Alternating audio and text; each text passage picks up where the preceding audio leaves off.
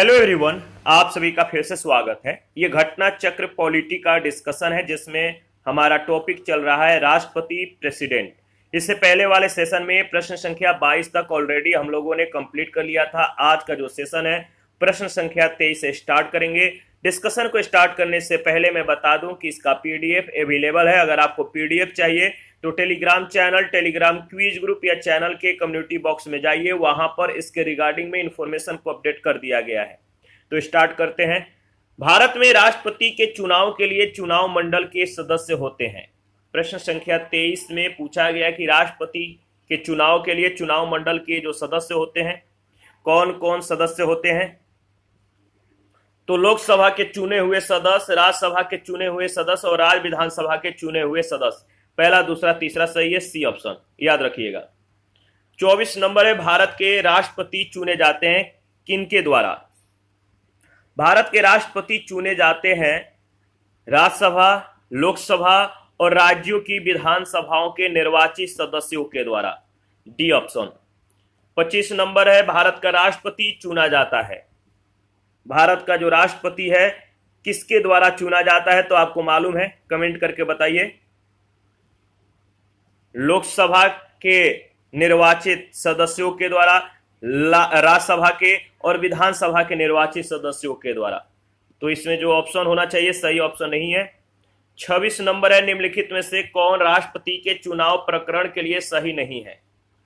निम्नलिखित में से कौन राष्ट्रपति के चुनाव प्रकरण के लिए सही नहीं है।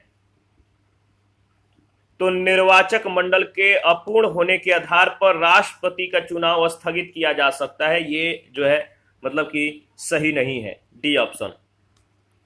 इसके बारे में अगर बात करें तो याद रखिएगा, संविधान के अनुच्छेद 54 के तहत राष्ट्रपति का जो चुनाव है एक निर्वाचक मंडल के सदस्यों के द्वारा किया जाता है। इसमें संसद और राज्यों की विधानसभाओं के निर्वाचित सदस्य शामिल होते हैं।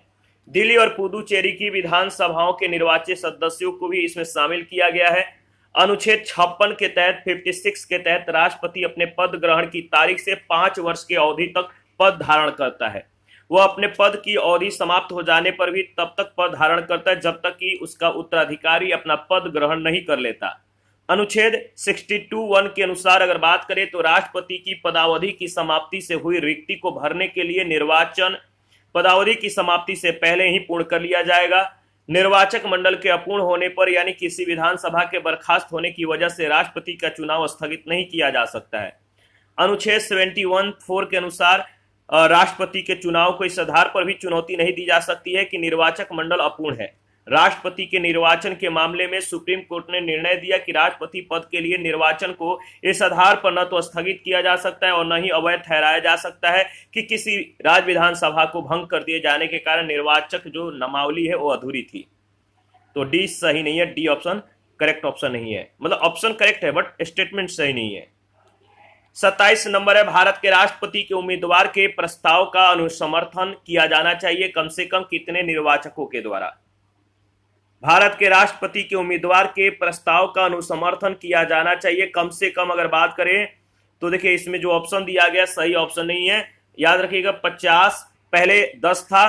कब 10 था, तो 1997 से पहले प्रस्तावकों और अनुमोदकों की संख्या 10 थी।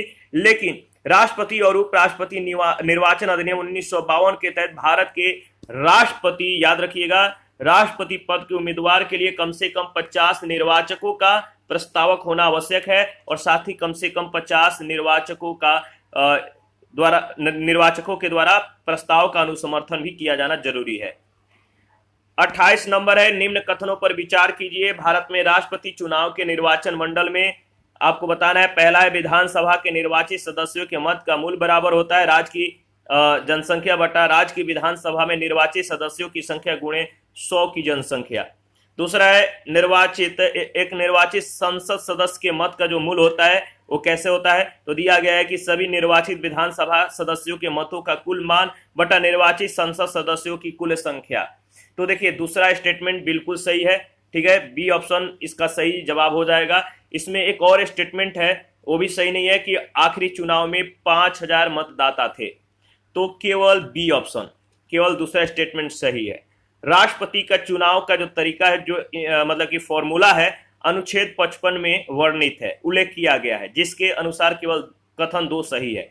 विधानसभा के निर्वाचित सदस्य के मत का जो मूल्य होता है कैसे निकाला जाता है, तो राज्य की जनसंख्या बटा जो होता है राज्य के विधानसभा में निर्वाचित सदस्यों की संख्या गुणे 1000। तो जो विधानसभा के निर्वाचित सदस्य हैं इनके मत का मूल्य वैल्यू कैसे निकालते हैं, तो उस राज्य की पूरी जनसंख्या में राज्य के विधानसभा में जो निर्वाचित सदस्यों की संख्या उतना गुणे 1000 से भाग दे देंगे, जो प्राप्त हो जाएगा वो विधानसभा के निर्वाचित सदस्य के मत का जो है मूल्य हो जाएगा। यदि शेष 500 से अधिक है, सूत्र में यदि शेष 500 से अधिक है तो मतों के मूल्य में 1 जोड़ दिया जाएगा, जबकि इससे कम होने पर उसे नहीं गिना जाएगा। यह जनसंख्या से तात्पर्य अनुच्छेद 55 के स्पष्टीकरण के अनुसार वर्ष 2026 के पश्चात की पहली जनगणना के सुसंगत आंकड़े प्रकाशित होने तक 1971 के जनगणना में जो है अविनिश्चित जनसंख्या से है। संसद के निर्वाचित सदस्य के जो मत का जो मूल्य होता है वो कैसे निकालते हैं, तो याद रखिएगा जो संसद के निर्वाचित सदस्य के मत का मूल्य निकालने के लिए सभी निर्वाचित विधानसभा सदस्यों के मतों का जो कुल मान होता है वो और बटा में निर्वाचित संसद सदस्यों की कुल संख्या, जो संसद सदस्य हैं इनकी कुल संख्या से हम लोग जो है भाग दे देंगे, जो जितने भी मतलब कि इनकी मेंबर या जो संख्या है पॉपुलेशन है निर्वाचित संसद सदस्यों की, उसमें सभी निर्वाचित विधानसभा सदस्यों के जो मतों का मूल है इसमें भाग दे देंगे। तो याद रखिएगा, देखिए 12वें राष्ट्रपति चुनाव 2002 में 4896 मतदाता थे, इसीलिए तीसरा जो कथन था गलत है। 2022 में संपन्न 16वें राष्ट्रपति चुनाव में मत देने के योग्य निर्वाचकों की कुल जो संख्या है 4796 थी। 29 है, भारत के राष्ट्रपति के निर्वाचन के संदर्भ में निम्नलिखित कथनों पर विचार कीजिए। भारत के राष्ट्रपति के निर्वाचन के संदर्भों में निम्नलिखित कथनों पर विचार कीजिए, कौन सा कथन सही है आपको बताना है। तो देखिए, प्रत्येक एमएलए के वोट का मूल्य अलग अलग राज्य में अलग अलग होता है, यह कथन बिल्कुल सही है। लोकसभा के सदस्यों के वोट का मूल्य राज्यसभा के सदस्यों के वोट के मूल्य से अधिक होता है, दूसरा सही नहीं है, यानी ऑप्शन ए बिल्कुल करेक्ट ऑप्शन है, याद रखिएगा। आगे बढ़ते हैं, इसके बारे में अगर बात करें तो देखिए संविधान के अनुच्छेद 55 में दी गई राष्ट्रपति के निर्वाचन की रीति के अनुसार, जो रीति है इस रीति के अनुसार राष्ट्रपति का निर्वाचन आनुपातिक प्रतिनिधित्व पद्धति के अनुसार एकल संक्रमणीय मत प्रणाली के द्वारा होता है, जिसमें राज्य की विधानसभाओं के निर्वाचित सदस्य और संसद के दोनों सदनों के सदस्यों के निर्वाचित सदस्य भाग लेते हैं। राज्य की विधानसभा के प्रत्येक सदस्य का जो मत होता है इसका मूल्य निम्न सूत्र से निकाला जाता है। कैसे, तो राज्य की जो जनसंख्या पॉपुलेशन है उसमें विधानसभा के कुल निर्वाचित सदस्यों की संख्या गुणे 1000 से भाग दे देंगे, जो प्राप्त हो जाएगा वो मूल्य प्राप्त हो जाएगा। प्रत्येक राज्य की जनसंख्या तथा कुल निर्वाचित सदस्यों की संख्या भिन्न भिन्न होने के कारण प्रत्येक एमएलए का मत मूल्य अलग अलग राज्य में अलग अलग होता है, इसीलिए पहला कथन सही है। संसद के सदस्य का मत मूल्य निकालने के लिए निम्न सूत्र का प्रयोग किया जाता है। सभी राज्य विधानसभाओं के निर्वाचित सदस्यों के मत मूल्य का योग, जो पहले हम लोगों ने जिस फॉर्मूला का प्रयोग किया था उससे राज्य विधानसभा के निर्वाचित सदस्यों के जो मत हैं इनके मूल्य का योग को जो है हम लोग संसद के दोनों सदनों यानी लोकसभा और राज्यसभा के निर्वाचित सदस्यों की संख्या से भाग दे देंगे, जो प्राप्त हो जाएगा वो क्या होगा, तो संसद के एक सदस्य का जो मत होगा उसका मूल्य प्राप्त हो जाएगा। लोकसभा के प्रत्येक सदस्य और राज्यसभा के प्रत्येक सदस्य का मूल्य जो है समान होता है, ठीक है। यदि एक सदस्य के मत मूल्य की गणना की जाए तो दोनों सदनों के प्रत्येक सदस्य के मत का मूल्य एक समान यानी जो है होता है। 16वें राष्ट्रपति चुनाव 2022 में 700 होता है, 700 था, तो याद रखिएगा कथन दूसरा गलत है। 30 नंबर है, भारत के राष्ट्रपति के निर्वाचन के बारे में निम्नलिखित कथनों पर विचार कीजिए। राष्ट्रपति के निर्वाचन के बारे में यहाँ पे मतलब कि 4 स्टेटमेंट है, आपको बताना है कि कौन सा स्टेटमेंट सही है, मतलब कितने स्टेटमेंट सही हैं संख्या में आपको बताना है। तो पहला है, संसद के दोनों में से किसी भी सदन या राज्यों की विधानसभा में नाम निर्दिष्ट किए गए सदस्य निर्वाचक मंडल में शामिल किए जाने के लिए भी अर्ह है। क्या यह स्टेटमेंट सही है? नहीं। तो इसी तरह से आपको देखना है कि इन चारों में से कौन कौन से स्टेटमेंट सही है, संख्या में कितने सही हैं। तो इसमें केवल 4 स्टेटमेंट दिए गए जिसमें सिर्फ एक स्टेटमेंट सही है। वो एक स्टेटमेंट कौन सा सही है तो हम लोग जो है डिस्कस कर लेंगे। केवल एक स्टेटमेंट सही है तो इसका सही ऑप्शन हो जाएगा केवल एक, ऑप्शन ए। देख लेते हैं। राष्ट्रपति का निर्वाचन जनता के द्वारा प्रत्यक्ष रूप से न होकर एक निर्वाचक मंडल के द्वारा किया जाता है जिसमें निम्नलिखित लोग शामिल होते हैं: संसद के दोनों सदनों के निर्वाचित सदस्य, राज्य विधानसभा के निर्वाचित सदस्य, केंद्र शासित प्रदेश दिल्ली व पुदुचेरी के निर्वाचित सदस्य। इसमें संसद या विधानसभाओं के नाम निर्दिष्ट सदस्य शामिल नहीं होते हैं, यानी नॉमिनेटेड सदस्य शामिल नहीं होते हैं। तो पहला सत्य है। राष्ट्रपति चुनाव में किसी राज्य की विधानसभा के प्रत्येक निर्वाचित सदस्य के उतने मत होते हैं जितने कि 1000 के गुणित उस भागफल में हो जो राज्यों की जनसंख्या को उस विधानसभा के निर्वाचित सदस्यों की कुल संख्या से भाग देने पर आए। अतः विधानसभा सीटें अधिक होने पर राज्य के प्रत्येक विधायक के वोट का मान कम होगा। इस प्रकार कथन दूसरा भी असत्य है। वर्तमान में राष्ट्रपति के निर्वाचन के संदर्भ में मध्य प्रदेश के प्रत्येक एमएलए के वोट का मान 131 है, जबकि केरल के प्रत्येक एमएलए का वोट का मान 152 है। इसीलिए तीसरा कथन भी असत्य है। पुदुचेरी के प्रत्येक एमएलए के वोट का मान 16 है, जबकि अरुणाचल प्रदेश के प्रत्येक एमएलए के वोट का मान 8 है। पुदुचेरी के प्रत्येक एमएलए के वोट का मान अरुणाचल प्रदेश के प्रत्येक एमएलए के वोट के मान से अधिक है। चौथा स्टेटमेंट था कि पुदुचेरी के प्रत्येक एमएलए के वोट का मान अरुणाचल प्रदेश के प्रत्येक एमएलए के वोट के मान से अधिक है, क्योंकि अरुणाचल प्रदेश की तुलना में पुदुचेरी में कुल जनसंख्या का निर्वाचन सीटों की कुल संख्या से अनुपात जो है अधिक है। तो चौथा स्टेटमेंट जो है बिल्कुल सही हो जाता है। 31 है। 2022 के राष्ट्रपति के निर्वाचन में राजस्थान विधानसभा के प्रत्येक सदस्य का मत मूल्य क्या था? मत मूल्य क्या था 2022 के राष्ट्रपति के निर्वाचन में पूछा गया है। तो इसका सही जवाब हो जाएगा 129, सी ऑप्शन बिल्कुल करेक्ट ऑप्शन है। 2022 के भारतीय राष्ट्रपति के निर्वाचन में प्रत्येक संसद सदस्य का मत मूल्य 700 था, जबकि प्रमुख राज्यों की विधानसभाओं के प्रत्येक सदस्य का मत मूल्य आप देख सकते हैं। उत्तर प्रदेश में सबसे उत्तर प्रदेश का सर्वाधिक था, तमिलनाडु, झारखंड, महाराष्ट्र, इस तरह से आप सभी का देख सकते हैं।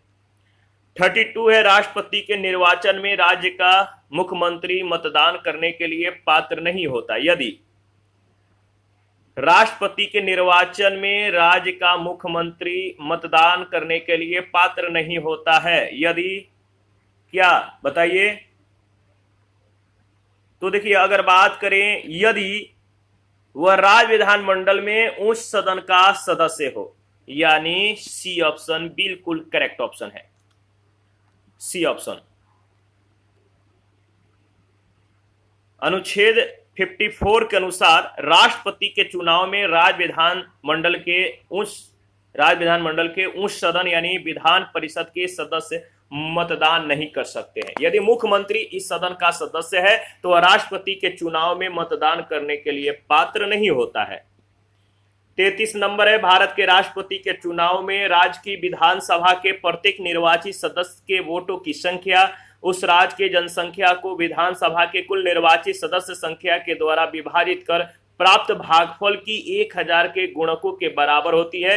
वर्तमान स्थिति में जनसंख्या से तात्पर्य किस वर्ष के जनगणना के द्वारा यथा अभिनिश्चित जनसंख्या से है? स्टेटमेंट थोड़ा लॉन्ग है, लंबा है, देख लीजिएगा। जो जनसंख्या का मतलब अभिनिश्चित जनसंख्या से जो मतलब है जनगणना के द्वारा, वो है आपका 1971 जनगणना, 1971 के, तो सी ऑप्शन। 42वें संविधान संशोधन 1976 के अनुसार राष्ट्रपति के निर्वाचन में जनसंख्या से आशय 1971 के जनगणना के द्वारा अभिनिश्चित जनसंख्या से है। 84वें संशोधन अधिनियम 2001 के द्वारा इसमें अब जो है 2026 के पश्चात की पहली जनगणना के सुसंगत आंकड़े प्रकाशित होने तक के लिए निर्धारित किया गया है। संविधान के अनुच्छेद 55 के स्पष्टीकरण में इस बात का भी जिक्र किया गया है। 34 है। राष्ट्रपति की चुनाव प्रक्रिया के संबंध में क्या सही नहीं है? राष्ट्रपति की चुनाव प्रक्रिया के संबंध में क्या सही नहीं है? जो सही नहीं है उपयुक्त में से कोई भी नहीं। आप स्टेटमेंट को एक बार देख लीजिएगा। पहला है कि राष्ट्रपति के चुनाव की प्रक्रिया का प्रावधान भारतीय संविधान के अनुच्छेद 55 में 55 में निहित है, यह स्टेटमेंट सही नहीं है। किसी उम्मीदवार को नामांकन दाखिल करने के लिए 50 प्रस्तावकों और 50 समर्थकों की हस्ताक्षर सूची जमा करनी होती है। क्या ये सही नहीं है? क्या सही नहीं है? तो ये भी आपका ऑप्शन नहीं है। तो इस तरह से विधायकों के वोटों का मूल्य अलग अलग राज्यों की जनसंख्या के आधार पर किया जाता है, जो कि 1971 के जनगणना के आंकड़ों पर आधारित है। उपयुक्त में से कोई नहीं, जो सही नहीं है, कोई नहीं है, डी ऑप्शन। राष्ट्रपति के चुनाव की जो रीति, जो प्रक्रिया है, भारतीय संविधान के अनुच्छेद 55 में निहित है। किसमें निहित है? आर्टिकल 55 में निहित है। राष्ट्रपति के चुनाव के लिए नामांकन के लिए उम्मीदवार को नामांकन दाखिल करने के लिए 50 प्रस्तावकों और 50 समर्थकों की हस्ताक्षर सूची जमा करनी होती है। इस चुनाव में राज्यों की विधानसभाओं के सदस्यों के वोटों का मूल्य अलग अलग राज्यों की जनसंख्या के आधार पर निर्धारित किया जाता है, जो कि वर्ष 2026 के पश्चात की गई पहली जनगणना के सुसंगत आंकड़े प्रकाशित होने तक 1971 के जनगणना के आंकड़े पर आधारित है। इस प्रकार प्रश्नगत तीनों कथन सही है, उत्तर विकल्प डी होगा। पूछा गया था कि इनमें से क्या सही नहीं है, यानी जो गलत था आपको बताना था। तो इसमें जो सही नहीं है, जो ऑप्शन दिया जाना चाहिए वो हो जाएगा डी, यानी तीनों सही है। क्या सही नहीं है? तो तीनों में से कोई जो है गलत नहीं है, सब सही है। तो उपयुक्त में से कोई नहीं इसका सही मतलब कि ऑप्शन हो जाएगा। 35 है, राष्ट्रपति के उम्मीदवार के लिए क्या आवश्यक नहीं है। अगर राष्ट्रपति की उम्मीदवारी की जाती है तो क्या जरूरत नहीं होती है? राष्ट्रपति की योग्यता के लिए, राष्ट्रपति के निर्वाचन के लिए क्या आवश्यक नहीं है? अगर राष्ट्रपति का इलेक्शन आप लड़ते हैं तो जो योग्यता नहीं है वो है आपका पढ़ा लिखा हो। अनपढ़ भी राष्ट्रपति बन सकता है। संविधान का अनुच्छेद 58(1) में राष्ट्रपति निर्वाचित होने के लिए अर्हताओं का उल्लेख किया गया, जिसके अनुसार उम्मीदवार का पढ़ा लिखा होना मतलब कि अर्हता नहीं है। 36 है, भारतीय राष्ट्रपति के विषय में निम्नलिखित कथनों पर विचार कीजिए। भारतीय राष्ट्रपति के विषय में कथन दिए गए। पहला है, उसे भारत का जन्मा नागरिक होना चाहिए, उसे 35 वर्ष की उम्र पूरी कर लेनी चाहिए, उसे संसद का सदस्य निर्वाचित होने की योग्यता भी रखनी चाहिए। इनमें से कौन कौन सा स्टेटमेंट सही है? इसमें जो है बी ऑप्शन जो है सही है, यानी दूसरा सही है। राष्ट्रपति पद के लिए निर्वाचित होने के लिए अनुच्छेद 58(1) के अनुसार निम्नलिखित योग्यताएं होनी चाहिए। पहला, भारत का नागरिक हो, 35 वर्ष की आयु पूरी कर चुका हो, लोकसभा का सदस्य निर्वाचित होने की योग्यता रखता हो। राष्ट्रपति पद के लिए भारत का नागरिक होना आवश्यक है, न कि भारत का जन्मा नागरिक। इस प्रकार उसे संसद का सदस्य नहीं बल्कि लोकसभा का सदस्य निर्वाचित होने की योग्यता रखनी चाहिए। 37 है, एक सांसद अथवा विधानसभा का सदस्य राष्ट्रपति निर्वाचित हो सकता है, परंतु एक सांसद या विधानसभा का सदस्य राष्ट्रपति निर्वाचित हो सकता है, परंतु अगर बात करें तो याद रखिएगा, परंतु निर्वाचित होने के तुरंत उपरांत अपनी सदस्यता छोड़नी होगी। ठीक है, एक सांसद या विधानसभा का जो सदस्य राष्ट्रपति निर्वाचित हो सकता है, परंतु क्या करना होगा उसे याद रखिएगा, निर्वाचित होने के तुरंत बाद अपनी सदस्यता छोड़नी होगी। C option. संविधान का अनुच्छेद 59(1) के अनुसार यदि संसद के किसी सदन का या किसी राज्य के विधानमंडल के किसी सदन का कोई सदस्य राष्ट्रपति निर्वाचित हो जाता है तो यह समझा जाएगा कि उसने उस सदन में अपना स्थान राष्ट्रपति के रूप में अपने पद ग्रहण की तारीख से खाली कर दिया है। 38 नंबर है, भारत का राष्ट्रपति कितनी बार पुनः चुनाव के लिए पात्र होता है? भारत का राष्ट्रपति कितनी बार पुनः चुनाव के लिए योग्य होता है? कितना बार चुनाव लड़ सकता है? तो कितनी भी बार, यानी इसमें मतलब कि कोई लिमिट नहीं है, वो अनलिमिटेड बार जो है चुनाव के लिए पात्र हो सकता है। भारतीय संविधान का अनुच्छेद 57 राष्ट्रपति के पुनर्निर्वाचन की पात्रता जो है निर्धारित करता है। इस अनुच्छेद के अनुसार कोई व्यक्ति जो राष्ट्रपति के रूप में पद धारण करता है या कर चुका है, इस संविधान के अन्य उपबंधों के अधीन रहते हुए उस पद के लिए पुनर्निर्वाचन का पात्र होगा। इस प्रकार भारत का राष्ट्रपति कितनी बार भी जो है चुनाव के लिए पात्र होता है। 39 है, भारतीय संविधान का कौन सा अनुच्छेद राष्ट्रपति के पद के लिए पुनः निर्वाचन की योग्यताएं निर्धारित करता है? भारतीय संविधान का कौन सा अनुच्छेद राष्ट्रपति के पद के लिए पुनः निर्वाचन की योग्यताएं निर्धारित करता है? अनुच्छेद 57, याद रखिएगा डी ऑप्शन। 40 नंबर है, अगर भारत के राष्ट्रपति के चुनाव में कोई विवाद है तो उस विवाद को सौंपा जाता है किसको? यदि भारत के राष्ट्रपति के चुनाव में कोई विवाद है, कोई डिस्प्यूट है, तो उस विवाद को किसे सौंपा जा सकता है? तो भारत के सर्वोच्च न्यायालय को। देखिए, अगर भारत के राष्ट्रपति के चुनाव में कोई विवाद है तो उस विवाद को अनुच्छेद 71(1) के अनुसार भारत के सर्वोच्च न्यायालय को सौंपा जाएगा और सर्वोच्च न्यायालय के द्वारा किया गया विनिश्चय अंतिम होगा। 41, निम्नलिखित कथनों पर विचार कीजिए। निम्नलिखित कथनों पर विचार कीजिए, बताइए सही ऑप्शन क्या है। इसमें 3 स्टेटमेंट है, कौन कौन से कथन सही हैं, कितने कथन सही हैं, आपको बताना है। देखिए, अगर तीनों स्टेटमेंट है, इन स्टेटमेंटों को आप गौर से एनालिसिस कीजिएगा तो तीनों स्टेटमेंट सही नहीं है, कोई भी सही नहीं है। आप एक बार इसको देख लीजिएगा, इसके बाद ही आगे बढ़िएगा। मैं इसको डिस्कस कर देता हूं। संविधान के अनुच्छेद 71(1) के अनुसार राष्ट्रपति या उपराष्ट्रपति के निर्वाचन से संबंधित सभी विवाद और शंकाएं, इसका विनिश्चय उच्चतम न्यायालय के द्वारा किया जाता है। उसका विनिश्चय ही अंतिम होता है उच्चतम न्यायालय का। अनुच्छेद 71(2) के अनुसार यदि उच्चतम न्यायालय के द्वारा किसी व्यक्ति के राष्ट्रपति या उपराष्ट्रपति के रूप में निर्वाचन को शून्य घोषित कर दिया जाता है तो ऐसे विनिश्चय की तारीख को या उससे पूर्व यथास्थिति राष्ट्रपति या उपराष्ट्रपति के द्वारा अपने पद के कर्तव्य के निष्पादन में किए गए कृत और अविधि मान्य नहीं होता है, इसलिए पहला कथन सही नहीं है। दूसरा, अनुच्छेद 71(4) के अनुसार राष्ट्रपति या उपराष्ट्रपति के निर्वाचन को उनके निर्वाचक गण के सदस्यों में किसी रिक्ति के आधार पर प्रश्नगत नहीं किया जाएगा।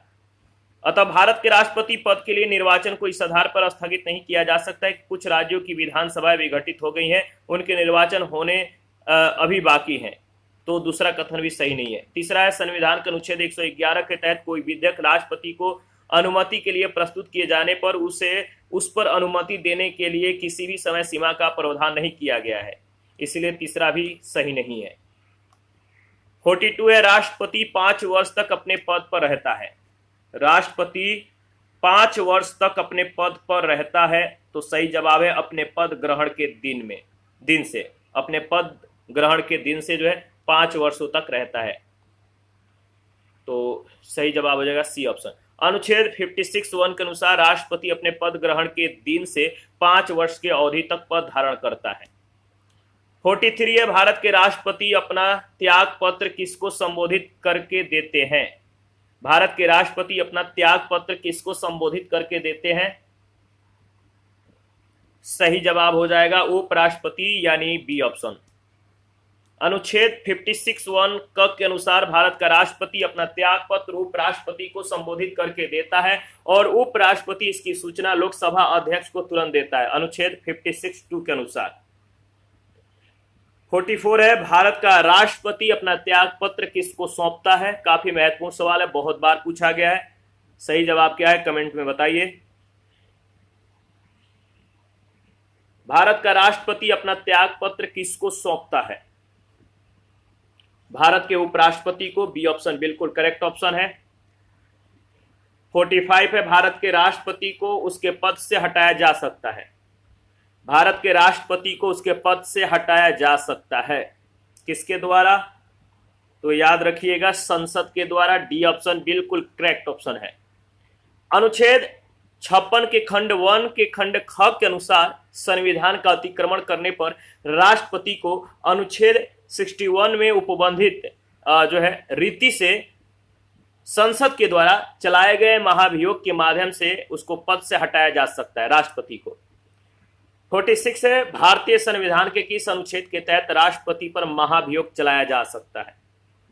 भारतीय संविधान के किस अनुच्छेद के तहत राष्ट्रपति पर महाभियोग चलाया जा सकता है? इसका सही जवाब हो जाएगा अनुच्छेद 61 के द्वारा, अनुच्छेद 61, यानी आपका सही जवाब हो जाएगा डी ऑप्शन। 47 है, भारत के राष्ट्रपति को महाभियोग के द्वारा हटाने की प्रक्रिया निम्नलिखित में से किस अनुच्छेद में वर्णित है? राष्ट्रपति को महाभियोग के द्वारा हटाने की जो प्रक्रिया है किस अनुच्छेद में उल्लेखित किया गया है? सही जवाब है अनुच्छेद 61 यानी 61। 48 है, भारत के राष्ट्रपति को कार्य अवधि की समाप्ति से पूर्व भी पद से हटाया जा सकता है, किसके द्वारा? भारत के राष्ट्रपति को कार्य अवधि की समाप्ति से 5 वर्ष पूर्ण होने से पहले भी हटाया जा सकता है, किसके द्वारा? तो महाभियोग के द्वारा। 49, राष्ट्रपति पर महाभियोग का आरोप संसद के किस सदन के द्वारा लगाया जाता है या लगाया जा सकता है? राष्ट्रपति पर महाभियोग का आरोप संसद के किस सदन के द्वारा लगाया जा सकता है? संसद के किसी भी सदन के द्वारा, याद रखिएगा, ये सभी प्रश्न काफी महत्वपूर्ण है, बहुत बार पूछे गए हैं।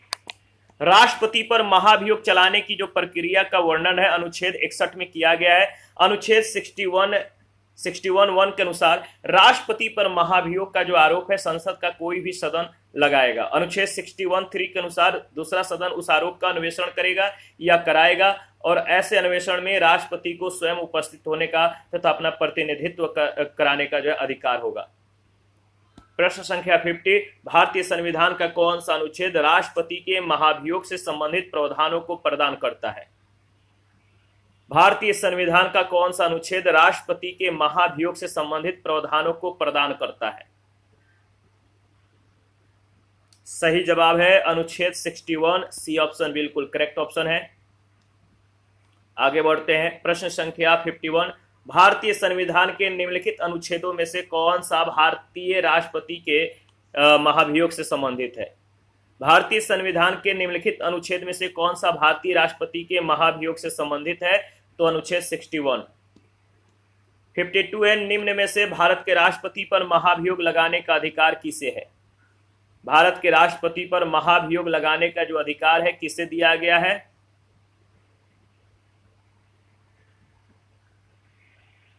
याद रखिएगा, संसद के दोनों सदनों को। 53 है, संविधान के उल्लंघन के आधार पर राष्ट्रपति के विरुद्ध किसके द्वारा महाभियोग लगाया जा सकता है? संविधान के उल्लंघन के आधार पर राष्ट्रपति के विरुद्ध किसके द्वारा महाभियोग लगाया जा सकता है? याद रखिएगा, संसद के दोनों सदनों के द्वारा, डी ऑप्शन। 54 है, भारत के राष्ट्रपति पर महाभियोग चलाने के लिए कम से कम कितने दिन पूर्व की सूचना आवश्यक है?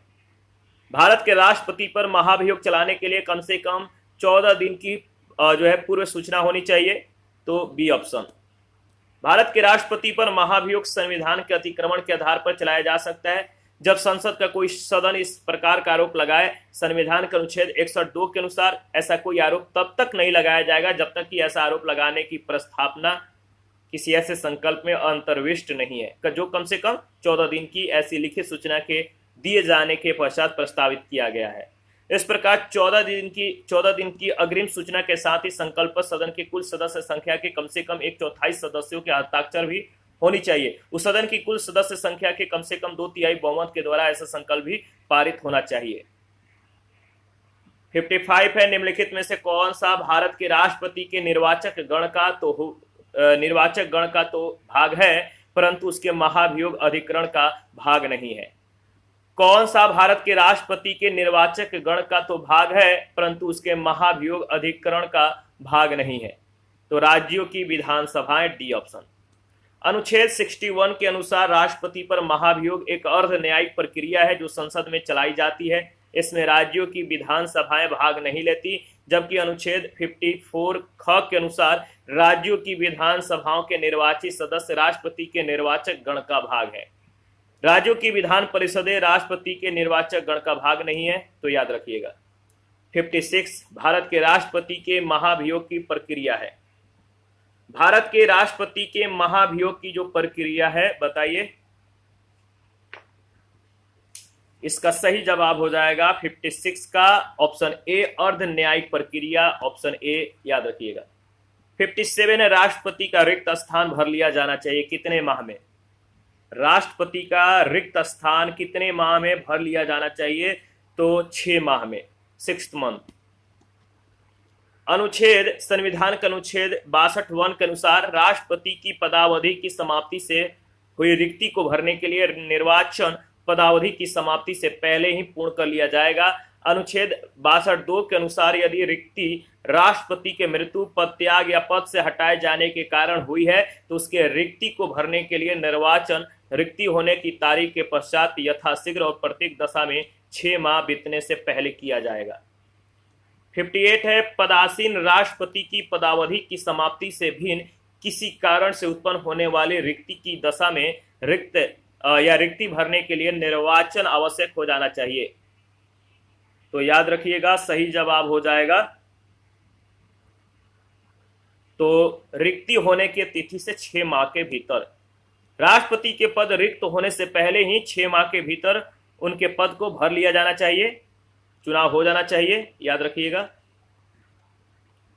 प्रश्न संख्या 59, भारत में राष्ट्रपति के मृत्यु, पद त्याग या हटाए जाने पर पद में हुई रिक्ति को भरने की समय सीमा क्या है?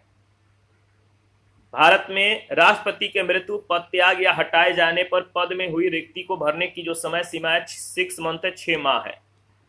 60, जब राष्ट्रपति मृत्यु, त्यागपत्र या पदच्युत या अन्य कारणों से अपने कर्तव्यों को नहीं निभा पाता है तो राष्ट्रपति कितने समय तक राष्ट्रपति के रूप में उपराष्ट्रपति कितने समय तक राष्ट्रपति के रूप में कार्य करता है? जब राष्ट्रपति मृत्यु, त्यागपत्र, पदच्युत या अन्य कारणों से अपने कर्तव्यों को नहीं निभा सकता है तो उपराष्ट्रपति कितने समय तक राष्ट्रपति के रूप में कार्य करता है?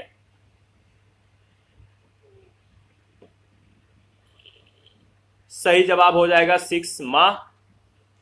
अनुच्छेद 62 के अनुसार राष्ट्रपति के मृत्यु, पद त्याग या पदच्युत या अन्य कारण से हुई उसके पद में रिक्ति को भरने के लिए निर्वाचन रिक्ति तिथि से 6 माह बीतने से पहले किया जाएगा। यानी अनुच्छेद 65(1) के अनुसार ऐसी दशा में उपराष्ट्रपति 6 माह तक राष्ट्रपति रह सकता है। 61, यदि मृत्यु, त्यागपत्र या हटाए जाने की स्थिति में भारत के राष्ट्रपति का पद रिक्त हो जाए तो उस पद का कार्यभार कौन संभालेगा? मृत्यु, त्यागपत्र या पद से हटाए जाने की स्थिति में भारत के राष्ट्रपति का पद अगर रिक्त हो जाता है तो उस पद का कार्यभार कौन संभालता है? याद रखिएगा, सही जवाब है उपराष्ट्रपति। सी ऑप्शन बिल्कुल करेक्ट ऑप्शन है। यदि मृत्यु, त्यागपत्र या हटाए जाने की स्थिति में राष्ट्रपति का पद रिक्त हो तो पद का कार्यभार उपराष्ट्रपति संभालेगा। यदि किन्हीं कारणों से उपराष्ट्रपति भी उपलब्ध नहीं है तो उच्चतम न्यायालय का मुख्य न्यायाधीश या उसके न रहने पर भी उसी न्यायालय का वरिष्ठ न्यायाधीश जो उस समय उपलब्ध है राष्ट्रपति के कृत्यों को संपादित करेगा। 62, यदि भारत के राष्ट्रपति का पद रिक्त हो जाए और कोई उपराष्ट्रपति भी न हो तब निम्न में से कौन कार्यवाहक राष्ट्रपति होगा? राष्ट्रपति का पद रिक्त हो जाए, उपराष्ट्रपति भी न हो तो कौन कार्यवाहक राष्ट्रपति होगा? कुछ ही सेकंड पहले हम लोगों ने डिस्कस किया था। सही जवाब हो जाएगा, बताइए, इसका सही जवाब हो जाएगा 62 का। याद रखिएगा, सर्वोच्च न्यायालय का मुख्य न्यायाधीश। और यह प्रश्न बहुत बार पूछा गया है, यानी डी ऑप्शन बिल्कुल करेक्ट ऑप्शन है। 63 है, यदि किसी समय राष्ट्रपति और उपराष्ट्रपति दोनों का पद रिक्त हो जाए तब राष्ट्रपति का कार्य कौन करेगा? यदि किसी समय राष्ट्रपति और उपराष्ट्रपति दोनों का जो पद है रिक्त हो जाए तब राष्ट्रपति का कार्य कौन करेगा? तो भारत के प्रधान न्यायाधीश, मुख्य न्यायाधीश। 64, यदि राष्ट्रपति और उपराष्ट्रपति का पद खाली हो जाए तो भारत के राष्ट्रपति के पद पर कौन होता है? सेम प्रश्न सेम जवाब, भारत का मुख्य न्यायाधीश। 65, यदि भारत में राष्ट्रपति और उपराष्ट्रपति का पद एक ही समय खाली हो जाता है तो राष्ट्रपति का पद अस्थायी तौर पर निम्नांकित अधिकारी धारण करेगा। राष्ट्रपति और उपराष्ट्रपति की अनुपस्थिति में राष्ट्रपति के पद को कार्यवाहक के रूप में कौन धारण करता है? तो इसका सही जवाब हो जाएगा मतलब कि सही जवाब क्या है? भारत के सर्वोच्च न्यायालय का मुख्य न्यायाधीश, बी ऑप्शन। आप लोग कमेंट बहुत कम करते हैं, फटाफट कमेंट किया करिए। 66, कथन, अपने कार्यकाल के दौरान भारत के राष्ट्रपति के विरुद्ध किसी भी न्यायालय में मुकदमा नहीं चलाया जा सकता, कारण राष्ट्रपति का पद संविधान के ऊपर होता है। तो देखिए, अगर बात करें तो 66 का जो सही जवाब हो जाएगा, जो ऑप्शन होना चाहिए ऑप्शन नहीं दिया गया, सही ऑप्शन नहीं है, तो हम लोग इसको डिस्कस करेंगे। अगर बात करें तो संविधान के अनुच्छेद 52 के अनुसार भारत का एक राष्ट्रपति होगा और अनुच्छेद 53 के अनुसार संघ की कार्यपालिका शक्ति राष्ट्रपति में निहित होगी।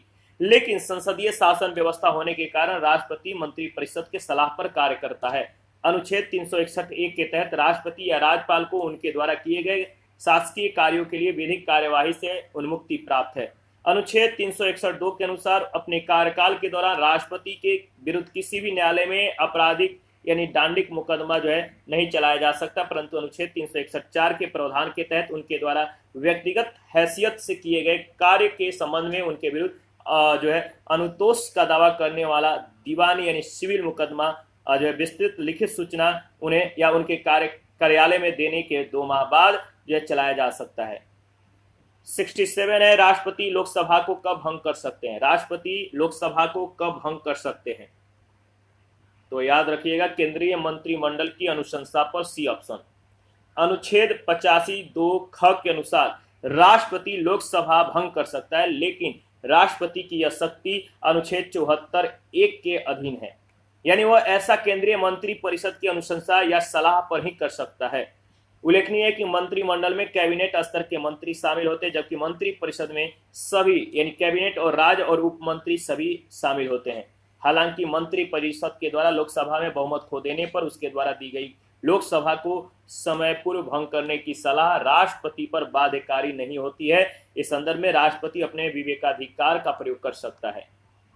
68 है, भारत के राष्ट्रपति की अनुशंसा पर लोकसभा को भंग कर सकते हैं। राष्ट्रपति किसकी अनुशंसा पर लोकसभा को भंग कर सकते हैं, तो मंत्री परिषद की अनुशंसा पर, डी ऑप्शन बिल्कुल करेक्ट ऑप्शन है। 69 है, लोकसभा और राज्यसभा की संयुक्त बैठक किसके द्वारा आहूत की जाती है। यह भी प्रश्न काफी महत्वपूर्ण है, बहुत बार पूछा गया है। लोकसभा और राज्यसभा की संयुक्त बैठक किसके द्वारा आहूत की जा सकती है, तो याद रखिएगा राष्ट्रपति के द्वारा, ऑप्शन ए। संविधान के अनुच्छेद 108 के तहत किसी विधेयक पर दोनों सदनों में गतिरोध की स्थिति में लोकसभा और राज्यसभा की संयुक्त बैठक या ज्वाइंट सिटिंग राष्ट्रपति के द्वारा आहूत की जा सकती है। अनुच्छेद 118(4) के तहत दोनों सदनों की संयुक्त बैठक की अध्यक्षता लोकसभा अध्यक्ष के द्वारा की जाती है, तो अध्यक्षता लोकसभा के अध्यक्ष आहूत कौन करता है, राष्ट्रपति।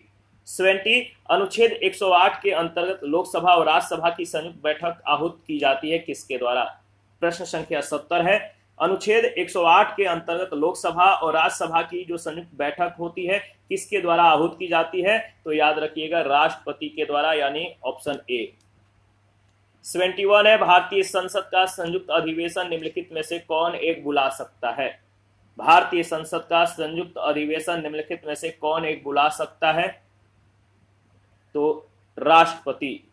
इसके बाद 72 निम्नलिखित में से कौन सी अभिव्यक्ति भारत के संविधान के अनुच्छेद 108 के अंतर्गत दोनों सदनों की संयुक्त बैठक आहूत करने की सूचना के संबंध में उचित है। निम्न में से कौन सी अभिव्यक्ति भारत के संविधान के अनुच्छेद 108 के अंतर्गत दोनों सदनों की संयुक्त बैठक आहूत करने की सूचना के संबंध में उचित है, तो राष्ट्रपति का आशय, यानी ऑप्शन ए बिल्कुल करेक्ट ऑप्शन है। इसके बारे में अगर बात करें तो राष्ट्रपति का जो आशय है, अभिव्यक्ति भारत के संविधान के अनुच्छेद 108 के अंतर्गत संसद के दोनों सदनों की संयुक्त बैठक आहूत करने की सूचना के संबंध में उचित है। संविधान के अनुच्छेद 108 के अनुसार राष्ट्रपति किसी विधेयक पर कुछ दशाओं में दोनों सदनों की संयुक्त बैठक को आहूत कर सकता है, बुला सकता है। राष्ट्रपति विधेयक पर विचार विमर्श करने और मत देने के प्रयोजन के लिए संसद मतलब कि सदनों को संयुक्त बैठक में अधिवेशित होने के लिए आहूत करने के अपने आशय की सूचना यदि वे बैठक में है तो संदेश के द्वारा, यदि वे बैठक में नहीं है तो लोक अधिसूचना के द्वारा देगा। इसी के साथ आज का जो सेशन है समाप्त करते हैं। नेक्स्ट सेशन में बचे हुए प्रश्नों को कवर करेंगे। आप अपना प्रतिक्रियाएं देते रहें, आपके प्रतिक्रियाओं का हमें बेसब्री से इंतजार रहता है। और आप सभी का बहुत बहुत धन्यवाद है कि आप लोगों ने इस चैनल को काफ़ी जो है प्यार दिया है, काफ़ी प्रमोट किया है और हमें काफ़ी मदद दिया है। तो इसी तरह हमें सपोर्ट करते रहें। मिलते हैं नेक्स्ट सेशन में।